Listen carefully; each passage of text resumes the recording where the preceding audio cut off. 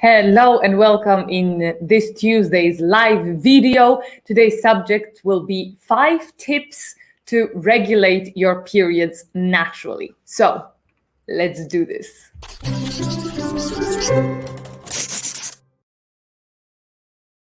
I wonder if "let's do this" will become my new tagline because I'm doing it a lot. Hello, I can see that we already have few people joining in.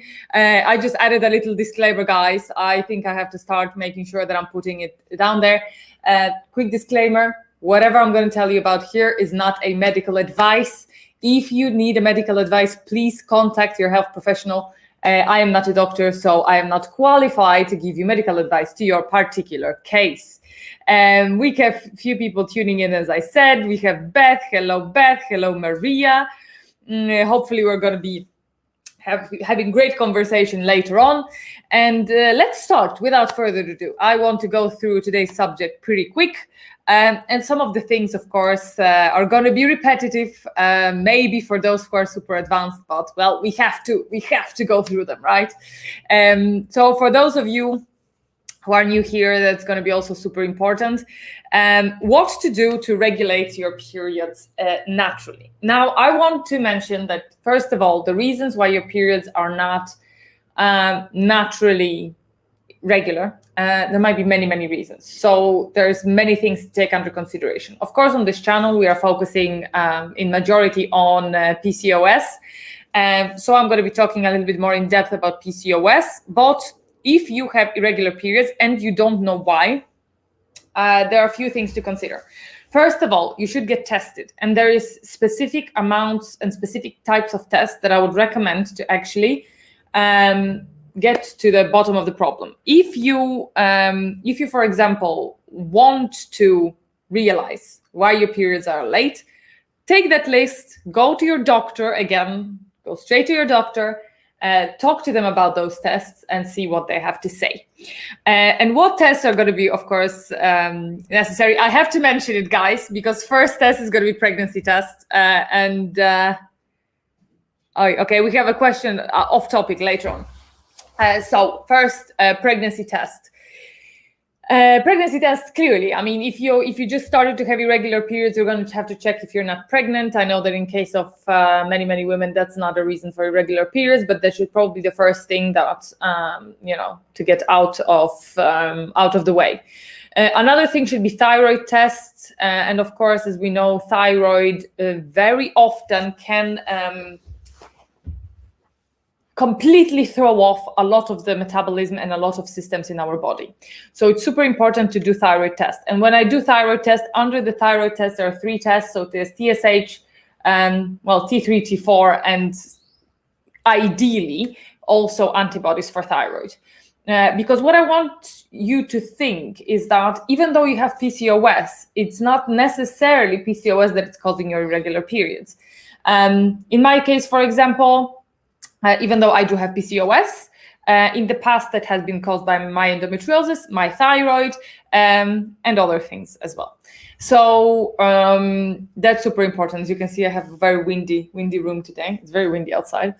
So thyroid test is going to be super important, and for thyroid panel, actually. Then you're going to want to test cortisol. Prolactin. Prolactin was also something that I was struggling with. And if you have high levels of prolactin, that's actually hormone that a lot of women have while breastfeeding, then you might also have problems with your period, and that is going to be addressed a little bit different than PCOS and birth control. Your follicle stimulating hormone, your 70-hydroprogesterone testosterone, so 17-OH progesterone, then testosterone should be in a separate line.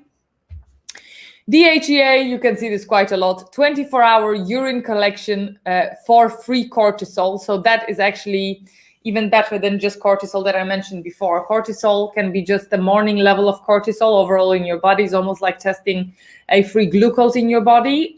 So unfortunately, this will not give you the full picture very often. It's good to test for the start, but if there is nothing showing up there, it's better to do the other one as well. Then you're going to have to do pelvic ultrasound to, of course, make sure that you don't have any tumors, polyps, anything in your uterus that might be stopping your period. Pap smear, of course, to take away the possibility of the cancer.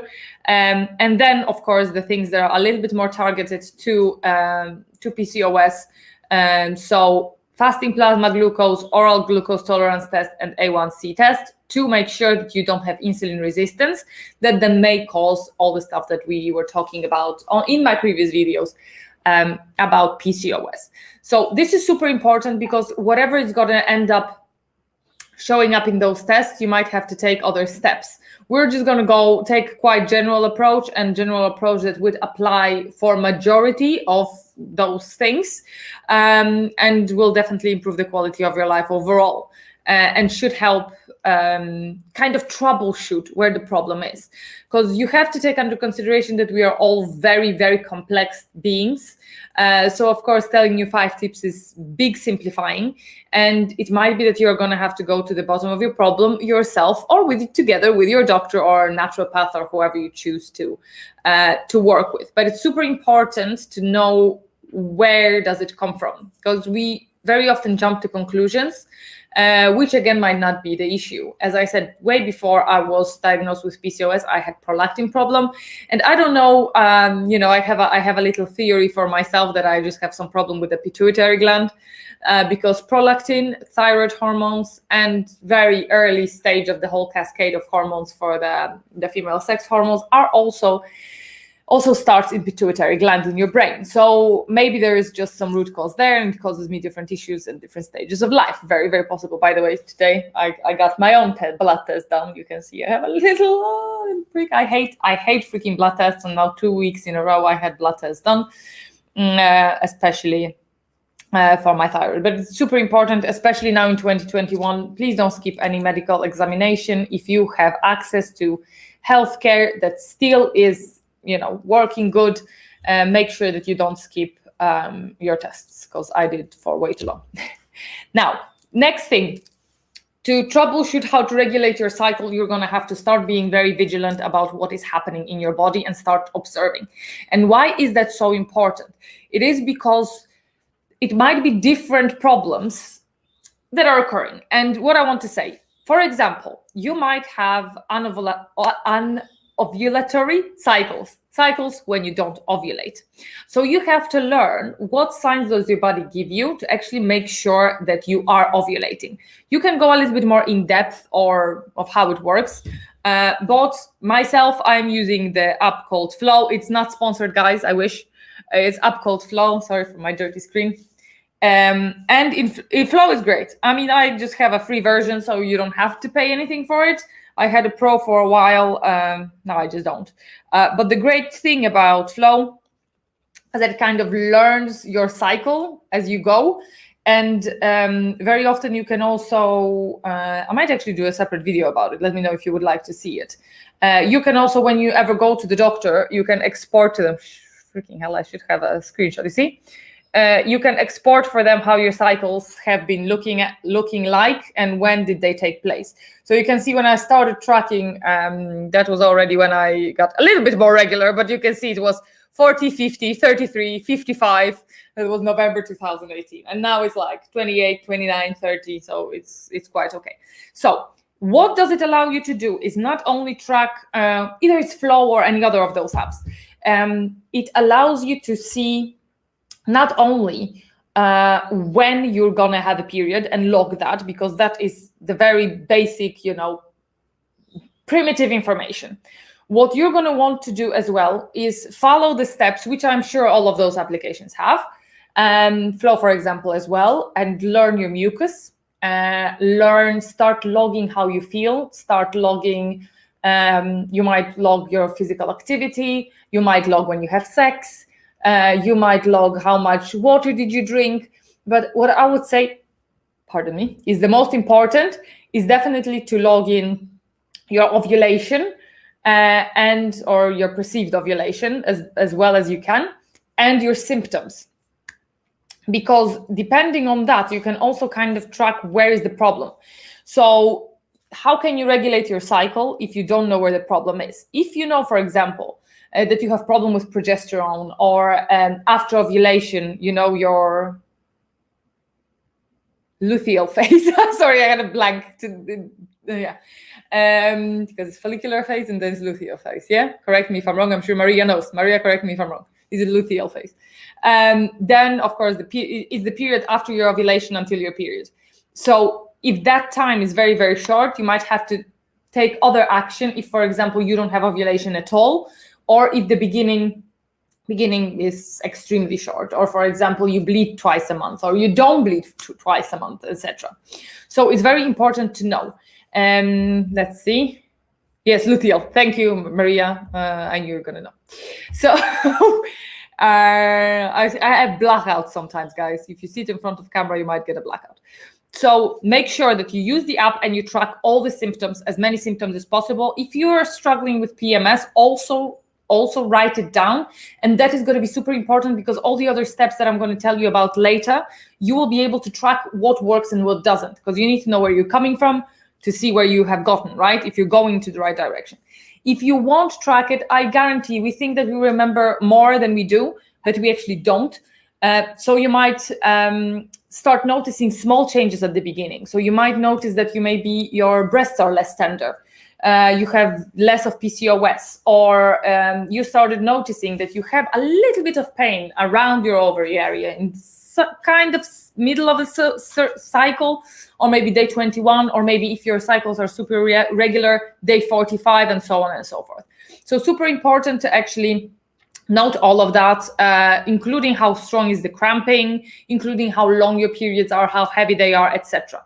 And of course, if you already will have that information in the future, if you would want to conceive, or you actually want to go with a little bit more natural way of controlling births, let's say, so controlling your fertility, you are going to be able to use that information for that. So you're going to know when you're ovulating. So if you want to have a baby, you are going to know when to have sex to actually increase your chances to get pregnant.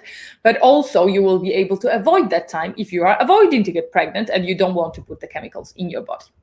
So you're going to use the app, you're going to test your mucus as much as you can. And you should also know that the general rule is when it looks like it's very, very sticky. It doesn't yet look like egg whites that's falling off, but it's very, very sticky. It is when you are the most fertile. And the time when you can get pregnant is actually can be even up to a week before your ovulation, on the ovulation day, and usually it's also marked day after.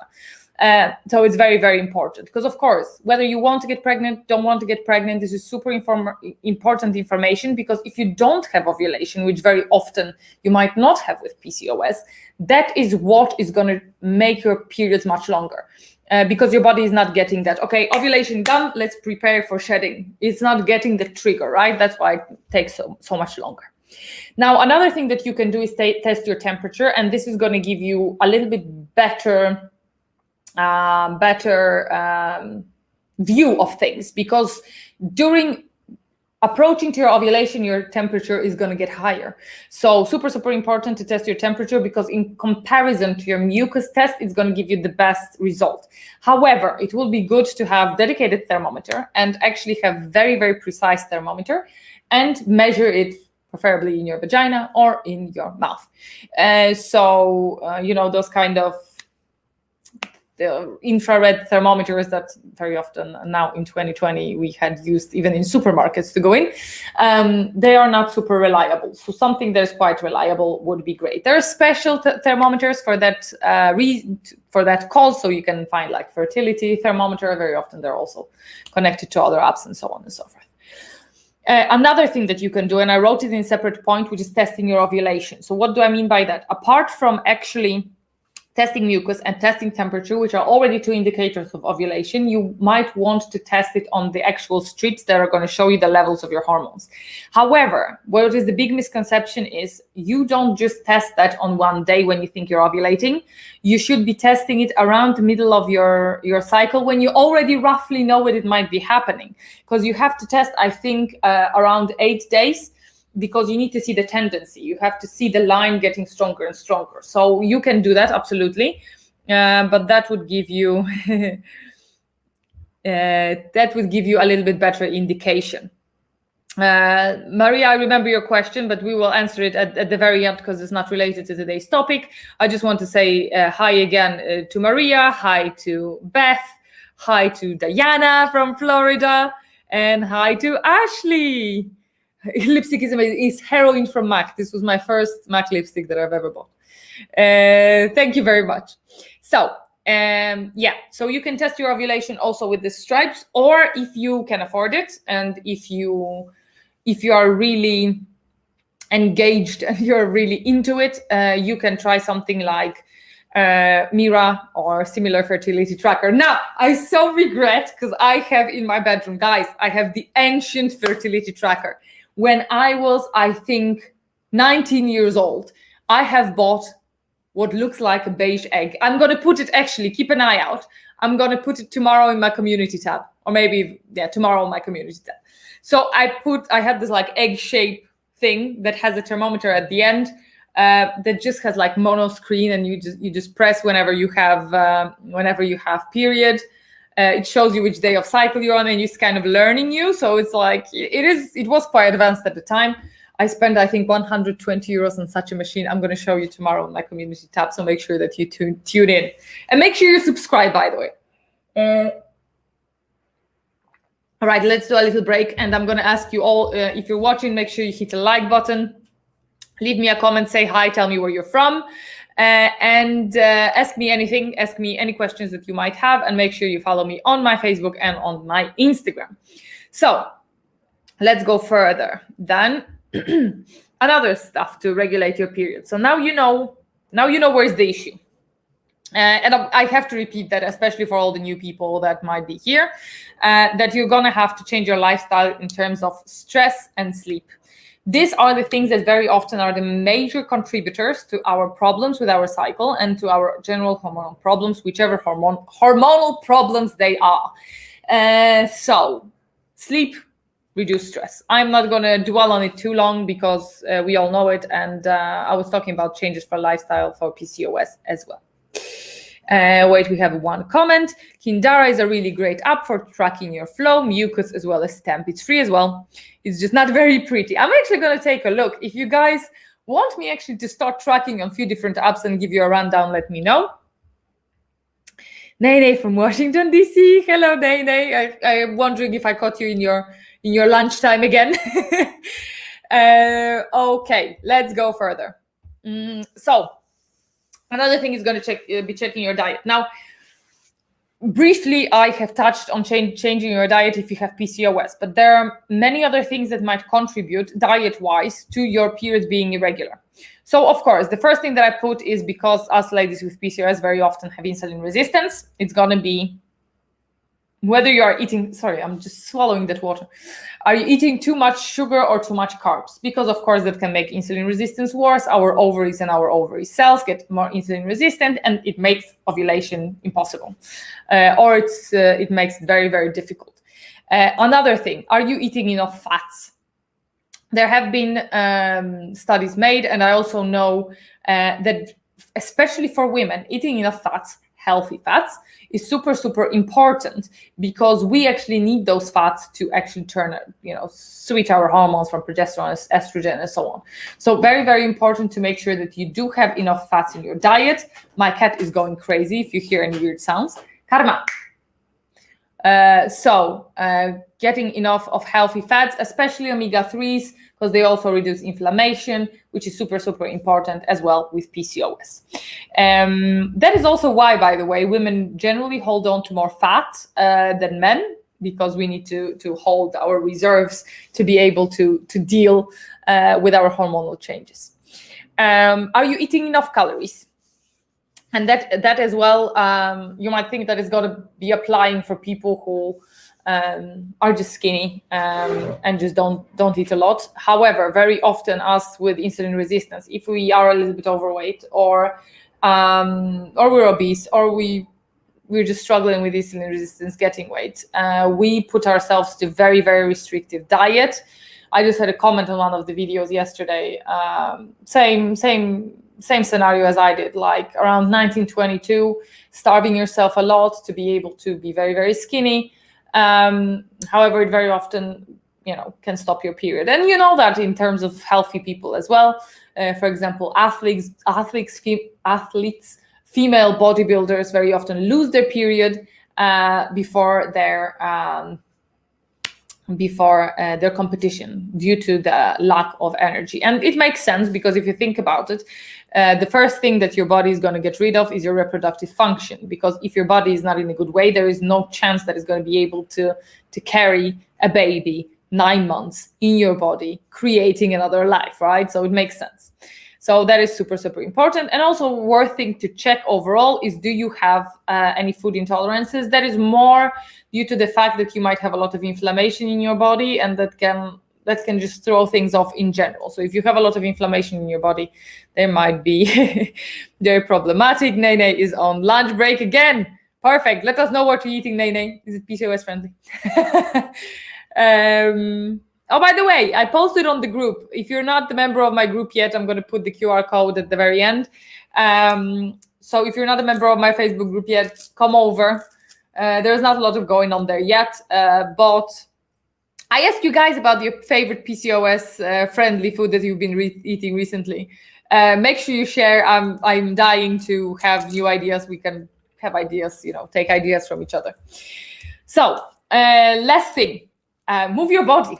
Another eureka, we say, eureka. So very important to move your body. Now, not only because of the fact of lowering your insulin resistance that we touched upon before, so making your cells a little bit more insulin sensitive, but also moving your body does completely different thing, which is increase the blood flow to your pelvis.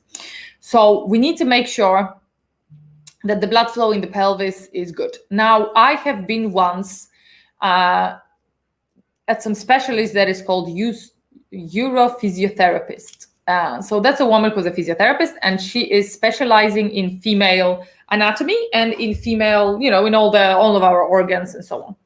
And I actually been recommended by my friends who recently have given birth. So when they have given birth, she helped them with stuff like extreme pain or extreme tightness or any sort of sutures or weak muscles, pelvic muscles, or sometimes women get like perpetual, almost like a cramp in their muscles after they have given birth, so it has to be massaged and so on.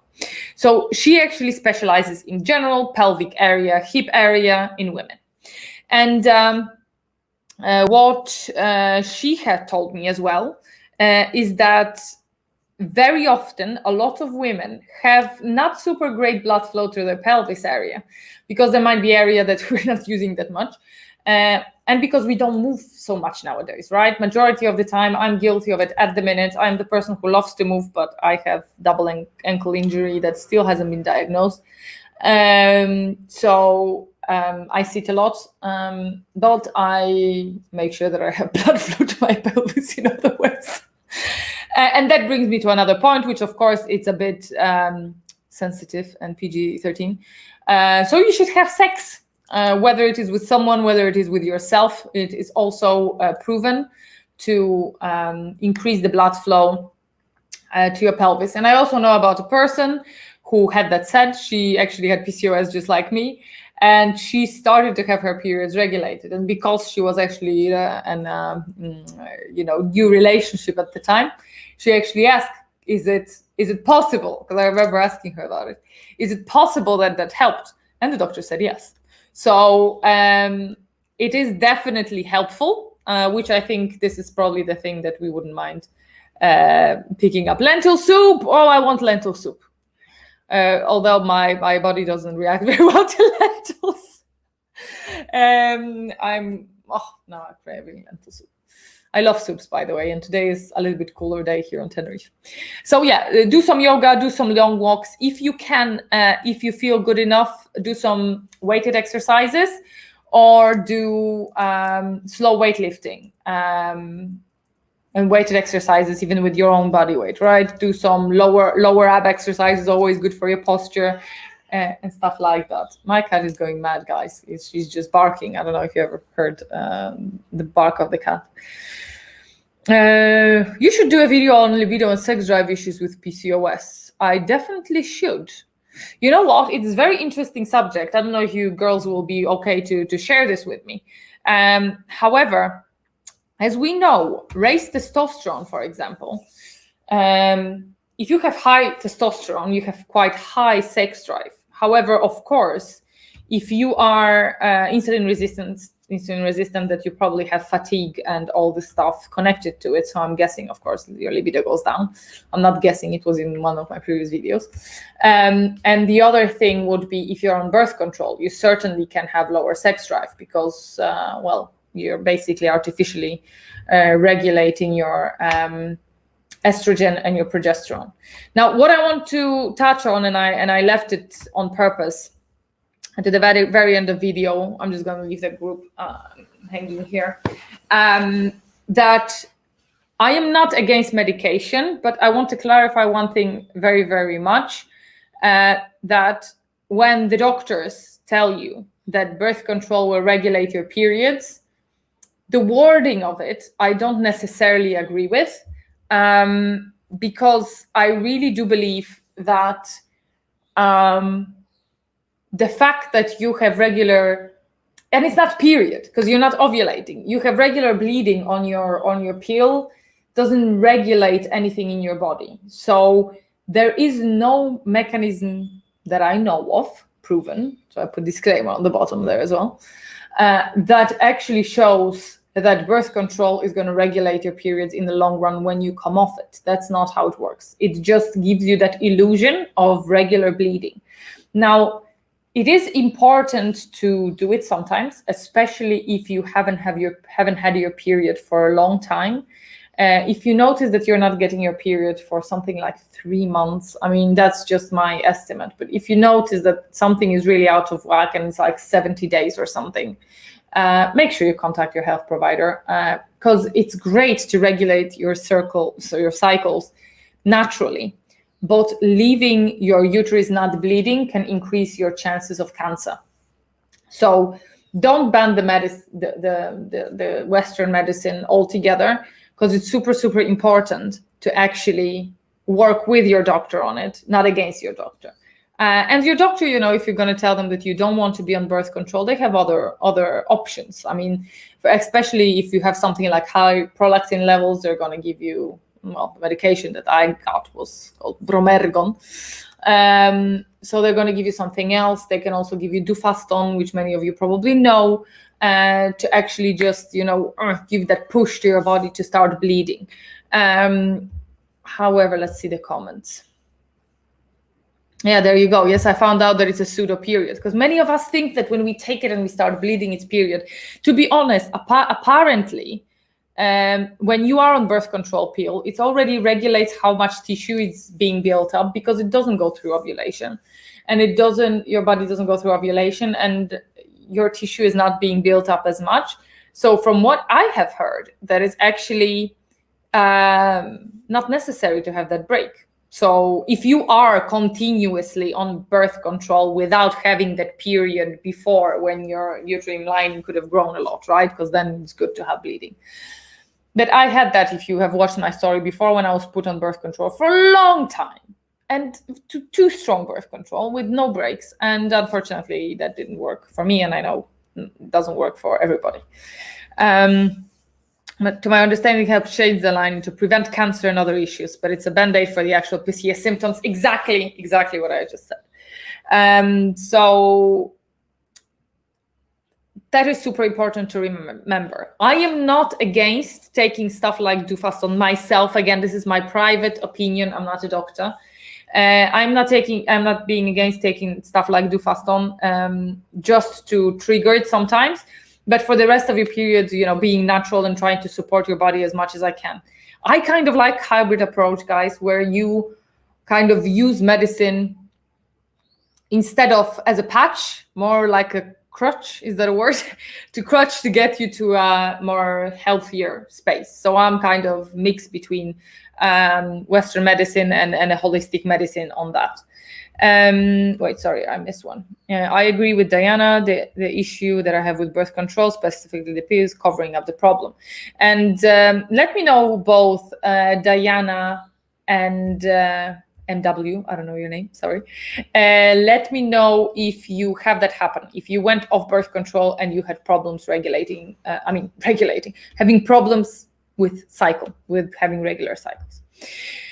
Oh, I frequently go on and off birth control when I feel it's been too long since my last period. Unfortunately, I can go without a period for a year, which scares me. And Diana, that is a question for you. Did you ever talk to your doctor about alternatives? Something, like Dufaston, to actually just, push your period to be there whenever it needs to be there without having a need for birth control? Because if this is a comfortable option for you, because it does prevent you from getting pregnant in case of, which I also am going to touch on in a minute, but in case of you had ovulation, then of course, it might be an option. However, if you don't have that need, then maybe it would be good to just try to regulate your cycles naturally as you can, slowly.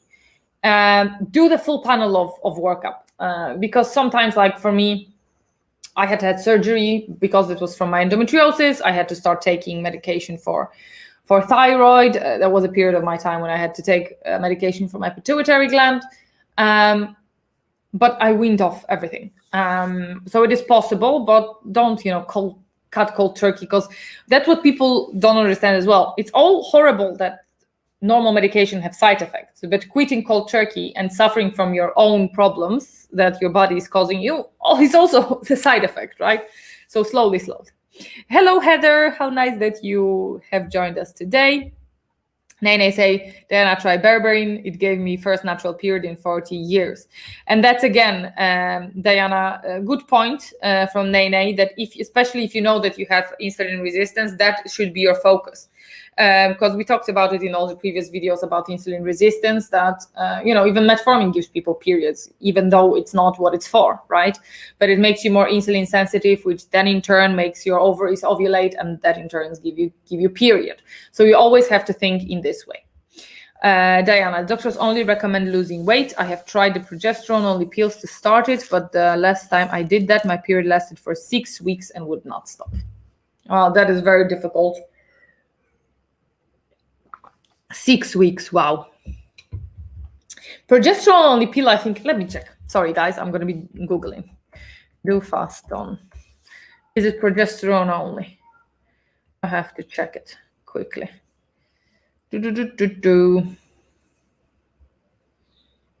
Yeah, it is only progesterone. So it is almost like a mini pill, isn't it? No, it's not like a mini pill. It's I don't know. I think it's a different thing. So that didn't work. I just wonder, because there are a few things, like my mom, for example, she had issues like that when she wouldn't get periods, or she would get periods all the time, or periods that would last very long time. And because she had that happen, she had to have not a surgery, what is it called? Some sort of thing done where they actually just scooped her uterus, right? So after that, she was okay with only Dufaston.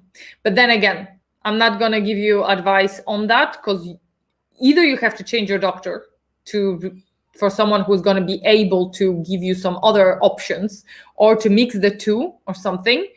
Because I can't tell you just to stop, because if you're going to not bleed and then bleed 6 weeks, then it's horrible. But I would say this. If you know that you need to lose weight, or you that you're overweight, for example, and that can influence your health, or that you have insulin resistance, make sure that you work on that, for example, with berberine, with supplements, with diet.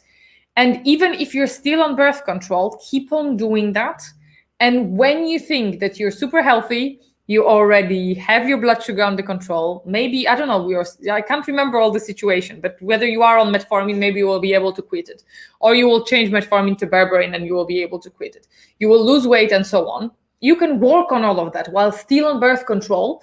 And while you already have that basic to your body, you're already ready, you have all the habits in place, you might try to quit birth control again. But do it, and also try naturopaths, just as help, and some other specialists like that.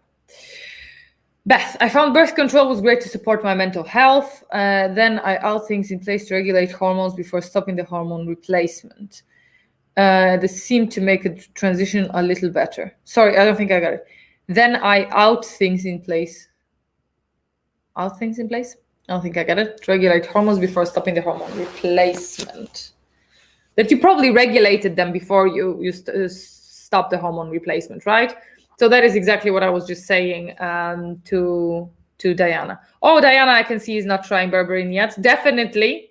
Inositol is much more subtle than berberine.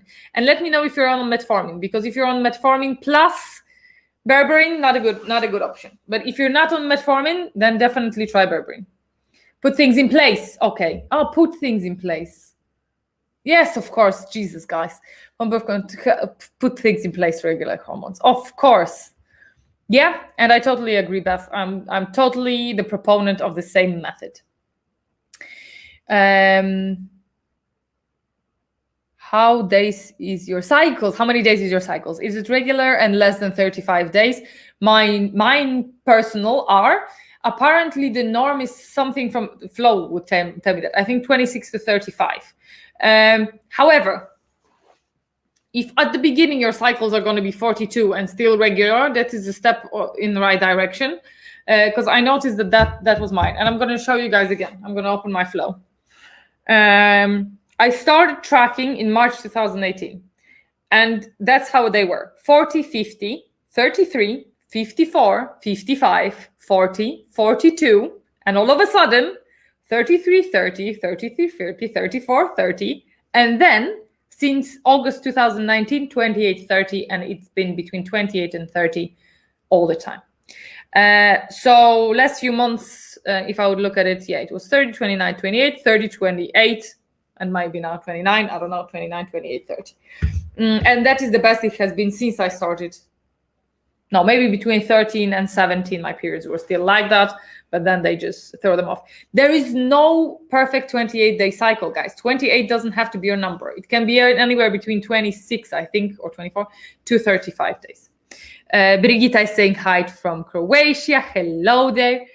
Yeah, inositols haven't worked as well as berberine because inositols are much more subtle, let's say. If you haven't watched my video about berberine versus metformin, make sure you watch it, and my supplements for insulin resistance as well. My endometrial lining is 18 inches. I have a regular period every month, but my doctor wants to do DNC and biopsy to rule out cancer. I've been procrastinated to schedule the surgery. I know that it's scary, but it's super 1.8 inches, I'm guessing. But it is super important to do it. As I told you before, my mom had that problem. It was probably a few years before her menopause. And she had that done few times, actually. She had to have it done a few times, but then it was sorted. And listen, sometimes it might be just that that's what your body needs to kind of reset itself, and doesn't have to be anything scary. So I would say go for it, but it's easier for me to say, of course, sitting in my position. I think she should put things in place. No, you're not on metformin. Diana, you're going on berberine. Try slow. Did you tell me if you have insulin resistance? Diagnosed or not? Or do you have all the symptoms that I talked about in my previous lives? Let me know, because I really need to know. Right, now we're going to come back while I'm waiting for the answer from Diana to an off-topic question from Maria. Now, what I'm going to do, guys, I'm going to Google it with you. When I was on Vitex, I didn't notice gaining weight. However, I think that Vitex didn't do a lot of good for me, and I think it actually made my periods longer than shorter. And that is the danger of not testing before, because I didn't know where my progesterone was. My progesterone didn't need to be adjusted, and I adjusted it, so I threw off the balance again. Boom, boom, boom. But let's see. Let's share my screen, guys. And we're going to find together if that is very common. We have the fast on here. Let me just adjust one thing. We're going to turn off this overlay. Yes, okay, so we have the fast on here, but what we're gonna do is Vitex and weight gain. Now again, probably I won't be able to find that quickly, any super amazing scholar article. Uncommon side effect is weight gain. But let's go to actually my favorite, highly recommend, scholar.google.com. Vitex, Vitex weight gain. Okay. So if we open this,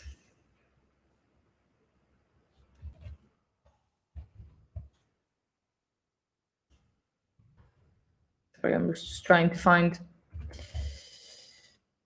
didn't find weight and didn't find gain. Disrupted lactation. It's just an abstract, but we could see here that the weight gain, I'm guessing that what they're going to say, it was quite rare, but possible. So I'm guessing it is possible. I don't think it's such a direct link like that it's super common, but it might be possible. And again, I don't remember having that happening to me. So let's say, Diana, you have insulin resistance. Okay, so you have insulin resistance. You're not on metformin, which is super weird. You are just on inositol, and your doctor only told you to lose weight. That is bizarre. You're going on berberine, girl.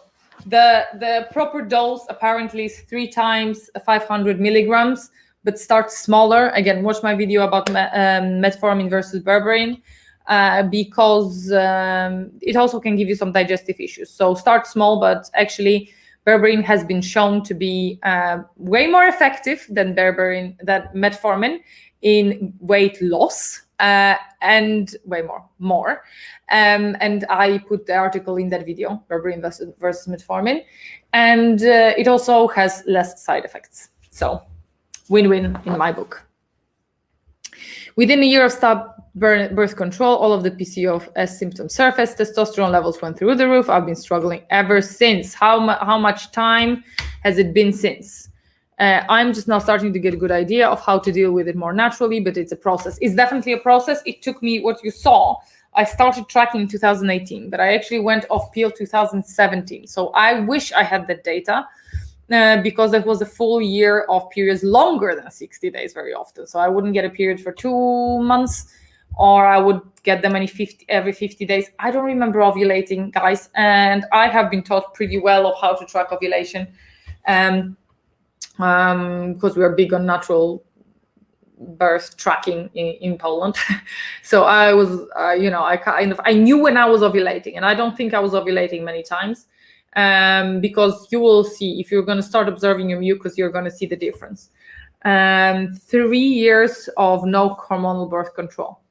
So I would say definitely start applying those things. If you have insulin resistance, start acting with it as soon as possible. Adjust your diet, adjust your lifestyle, adjust your supplementation, and take it easy. Don't stress yourself too much. Stress is doing the opposite in PCOS. My doctor prescribed metformin, but I want to take it because I know there's a lot of issues with it. So take berberine, even better. But it will help. It will definitely help, and it should help you start regulating periods. If you have insulin resistance with metformin and you're not actually addressing it any other way, your 2 ways, what I would say, again, my personal opinion, my personal advice, is either take insulin out of equation totally, almost totally, so keto, or berberine. Or start with berberine and slowly work yourself way to keto and lower that. Then I need to say though that berberine is very, very strong. So I mean, as strong as metformin. So proceed with caution. In your case, possibly you have cycles with metformin. It's possible to have cycles with metformin. There's some studies on that topic. Exactly. The guys in my area only want to prescribe birth control, weight loss, and metformin to address PCOS. I get it. And that's not only in your area, but if you do have insulin resistance, that is first thing to do, because a address that first. So if I would put it into steps, how I would do it for myself, right? I would stay on birth control and incorporate berberine. That is the first thing because it's the easiest thing, right? Because you can start taking berberine, you can order it from Amazon and have it in 2 days. So you're going to start incorporating berberine slowly. First, maybe take 250 milligrams 3 times a day, see how you feel, and then work your way up to 500 milligrams 3 times a day. In the meantime, you're going to start working on your diet, which should be then easier because berberine is going to help you with your cravings, with your horrible hungers, and with your horrible fatigue and everything that makes us eat a little bit more. So you're already going to have lower insulin levels, so you can start putting good habits in place like diet. So start eating more whole foods diet. You can also follow something that is glycemic index diet. So basically you want low spiking insulin products. So you can start with whole foods or either low glycemic diet, maybe progress to keto if you are, able to do that. And if on those steps you're going to already notice, you have to really observe your body. How do you feel in comparison to with berberine? You might want to start lowering the dose again, especially if you're going to go keto. You might need very minute amount, and then get off birth control.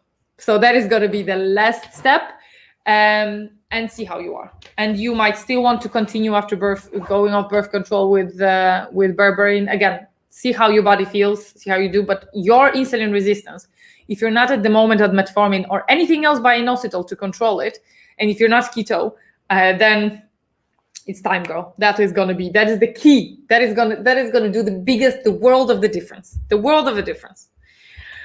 Right. I'm not 24, 3 years. Yes. That metformin returns spontaneous cycles. Sorry? I'm not 24. Aha, there we go. I have read some studies on the topic that metformin. Yes, because what metformin does is actually makes your cells and your ovaries more insulin sensitive. So they are allowed to get, and they're allowed. They help, the energy going into your ovaries, so they actually produce right hormones, and because of that, the ovulation is facilitated. So once you facilitate your ovulation, your body gets this spark and then makes real period, right? So addressing insulin resistance is so key, guys. And if you haven't binge watched my own insulin resistance videos, then what are you doing? Go and watch my playlist called Insulin Resistance. Diana, this is your homework. You're going to go and watch my playlist on insulin resistance. And that's it, guys. I have to go because I have something in 10 minutes, unfortunately. So it was great to talk to you. Diana, do you follow me on Instagram? That is my question. If you don't follow me on Instagram, you're going to follow me there and you're going to DM me and we're going to go through it all once again. So we're going to talk about it. And we're going to talk next week. I will do great. We can have more conversation in the private chat. Because yes, that would be fantastic. Beth says another great video. Thank you, Beth, so much for watching as well. Make sure, guys, by the way, go to Beth's channel, Bevy with Beth. She's on YouTube.